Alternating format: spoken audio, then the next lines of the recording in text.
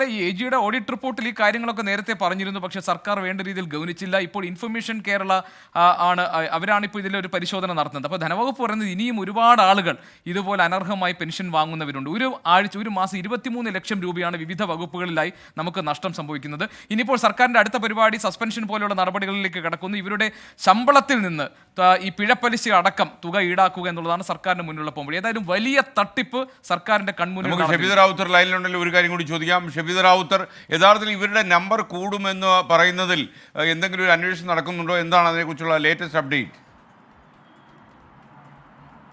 SK number കൂടും, അക്കാര്യത്തിൽ ഉറപ്പാണ്. കാരണം ഇതിനോടകം തന്നെ പല വകുപ്പുകൾക്ക് ഇക്കാര്യത്തിൽ പരിശോധന നടത്താൻ ധനകാര്യ വകുപ്പ് നിർദ്ദേശം നൽകിയിട്ടുണ്ട്.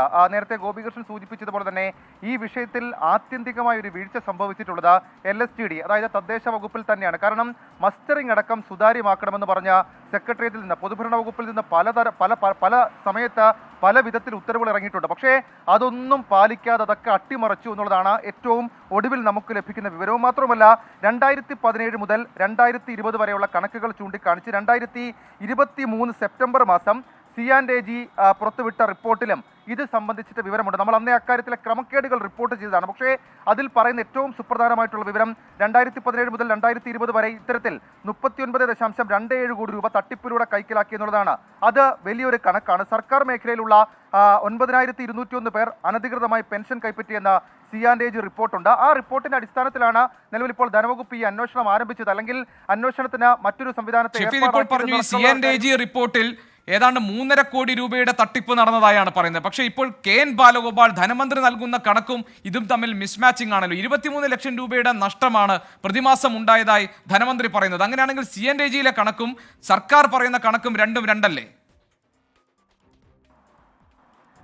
പക്ഷേ ഇക്കാര്യത്തിൽ ഏറ്റവും പ്രധാനപ്പെട്ട കാര്യം, ധനകാര്യ വകുപ്പിന് കിട്ടിയ വിവരത്തിന്റെ അടിസ്ഥാനത്തിൽ അവരുടെ ടാബുലേഷൻ വഴി കിട്ടിയ കണക്ക് പ്രകാരമുള്ള വിവരമാണ് ഇപ്പോൾ ധനവകുപ്പ് പുറത്തുവിട്ടിരിക്കുന്നത്. പക്ഷേ KN ബാലഗോപാൽ തന്നെ ആവർത്തിച്ച് പറഞ്ഞൊരു കാര്യം, ഇതിൽ എണ്ണം കൂടാനുള്ള സാധ്യതയുണ്ട്. അക്കാര്യത്തിൽ മറ്റു വകുപ്പുകൾക്ക് നമ്മൾ നൽകിയ ശുപാർശയുടെ അടിസ്ഥാനത്തിൽ അവർ പരിശോധന നടത്തണം. പ്രത്യേകിച്ച് നിലവിൽ ഇപ്പോൾ ഈ കണ്ടെത്തിയിരിക്കുന്നത്, അതായത് ധനകാര്യ വകുപ്പ് പുറത്തുവിട്ടിരിക്കുന്ന കണക്കുകൾക്കപ്പുറത്തേക്ക് മറ്റ് വകുപ്പുകളിൽ സമാനമായിട്ടുള്ള തട്ടിപ്പുകളോ അതല്ലെങ്കിൽ സാങ്കേതിക പിഴവോ സംഭവിച്ചിട്ടുണ്ടോ എന്ന് കണ്ടെത്താൻ അന്വേഷണം ഇതിനോടകം തന്നെ മറ്റു വകുപ്പുകൾ ആരംഭിച്ചിട്ടുണ്ട്. പക്ഷേ അതിൻ്റെയൊക്കെ വേരെത്തി നിൽക്കുന്നത് LSTDയിലാണ് എന്നുള്ള കാര്യത്തിൽ തർക്കമില്ല. LSTD വകുപ്പിൽ നിന്ന് ഈ വിഷയവുമായി ബന്ധപ്പെട്ട കൂടുതൽ വിവരങ്ങൾ ശേഖരിച്ച് തുടങ്ങിയിട്ടുണ്ട് ധനകാര്യ വകുപ്പ്. ഇപ്പോൾ ഈ വിജിലൻസ് അന്വേഷണത്തിലേക്ക്, ഇപ്പോൾ കോട്ടക്കൽ നഗരസഭയിലെ കാര്യത്തിൽ വിജിലൻസ് അന്വേഷണം വരുന്നുണ്ട്. മറ്റ് സ്ഥലങ്ങളിൽ അതിലൊരു വിഷയം എന്ന് പറയുന്നത് ഈ മസ്റ്ററിംഗിൽ സാങ്കേതിക പിഴവുകൾ സംഭവിച്ചിട്ടുണ്ടോ, പ്രത്യേകിച്ച് ചില ക്രൈറ്റീരിയകൾ സർക്കാർ മുന്നോട്ട് വെച്ചിരുന്നു.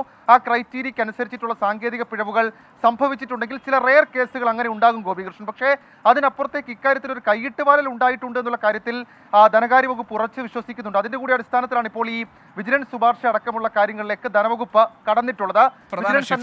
ഒരു പ്രധാനപ്പെട്ട കാര്യം ഇതിനകത്ത് അധ്യാപകരുണ്ടെന്നുള്ളതാണ്. അതായത് വിദ്യാർത്ഥികൾക്ക് പ്രിൻസിപ്പൽമാർ, അസിസ്റ്റന്റ് പ്രൊഫസർമാർ അടക്കമുള്ളവർ ഇത് ഈ പൈസ വാങ്ങിക്കൊണ്ടിരിക്കുകയാണ്. ഈ തട്ടിപ്പിന്റെ ഭാഗമായി നിൽക്കുകയാണ് കേരളത്തിൽ. ലജ്ജയില്ല എന്ന് ചോദിക്കേണ്ടി വരുന്ന സാഹചര്യമാണ്. മാത്രം ആകെ നനഞ്ഞ കുളിരുണ്ടോ വിജയ? കുളിരാതെ അവരിതെല്ലാം ചെയ്തു. ഇപ്പൊ എന്തായാലും സാമൂഹ്യ സുരക്ഷാ പെൻഷൻ തട്ടിപ്പിൽ വിജിലൻസ് അന്വേഷണത്തിന് ഉത്തരവ് വന്നു എന്ന വാർത്തയാണ് ഇപ്പോൾ വരുന്നത്. മലപ്പുറം കോട്ടക്കൽ നഗരസഭയിലൊക്കെ വ്യാപകമായ ക്രമക്കേട് നടന്നുവെന്നും വാർത്ത വരുന്നു. ഒരുപക്ഷെ ഈ കൂടുതൽ പേരുകൾ പുറത്തു വരുമ്പോൾ ഇവരുടെ എല്ലാം പേരുകൾ സർക്കാരിന് വെളിപ്പെടുത്തേണ്ടി വരും. അതെ, അല്ല സർക്കാർ ഉത്തരവാദിത്വത്തോടുകൂടി ചെയ്യേണ്ട പ്രധാനപ്പെട്ട കാര്യം അതാണ് ചോദിക്കുന്നത്. എന്തിനാണ് പേര് വിവരങ്ങൾ മറച്ചു വെക്കുന്നത് എന്നാണ് സർവീസ് സംഘടനകൾ, ജീവനക്കാരുടെ സംഘടനകൾ ചോദിക്കുന്നത്. സർക്കാർ പറയട്ടെ. മാത്രമല്ല ഇത് 5 ലക്ഷം വരുന്ന സർക്കാർ ഉദ്യോഗസ്ഥന്മാരെ മുഴുവൻ ആളുകൾ കൊള്ളക്കാരാണെന്ന് പരിഗണിക്കാൻ കാരണമാവും. നല്ല ആളുകൾക്കൊക്കെ തന്നെ ചീത്തപ്പേരുണ്ടാകും. അതുകൊണ്ട് തന്നെ സർക്കാർ ഈ പേരുകൾ പുറത്തുവിടണം. യഥാർത്ഥത്തിൽ ഇവരെ അന്വേഷണ വിധേയമായി ഇവർക്കെതിരെ നടപടിയെടുത്തേ പറ്റൂ. പണം തിരിച്ചുപിടിക്കുക എന്നതാണ് ആദ്യത്തെ നടപടി എന്ന് ധനമന്ത്രി പറയുന്നുണ്ട്. പക്ഷെ അതിൽ മാത്രം ഒതുങ്ങിയാൽ മതിയോ? അത് തട്ടിപ്പാണല്ലോ. അപ്പൊ അത് ഇപ്പം കോട്ടക്കലെ കാര്യം, അവിടെ 7-ാം വാർഡിൽ 42 പേര് പെൻഷൻ വാങ്ങുന്നതിൽ 38 പേരും അനർഹരാണ്. അർഹതയുള്ള 4 പേരേ ഉള്ളപ്പോൾ ബാക്കി 38 പേരും അനർഹരായി കാലങ്ങളായി ഇത് വാങ്ങിച്ചുകൊണ്ടിരിക്കുകയാണ്. അപ്പൊ അവരുടെ കയ്യിൽ നിന്ന് ഈ പണം തിരികെ വാങ്ങിയാൽ മാത്രം മതിയോ? അതിനപ്പുറത്തേക്കുള്ള ധനമന്ത്രി ആ പണം തിരിച്ചു പിടിച്ചുകൊണ്ട് മാത്രം കാര്യം തീരില്ല. കാര്യം നിയമപരമായ ആരെങ്കിലും കോടതി പോവുകയൊക്കെ ചെയ്യില്ലേ? പിന്നെ ഉറപ്പായും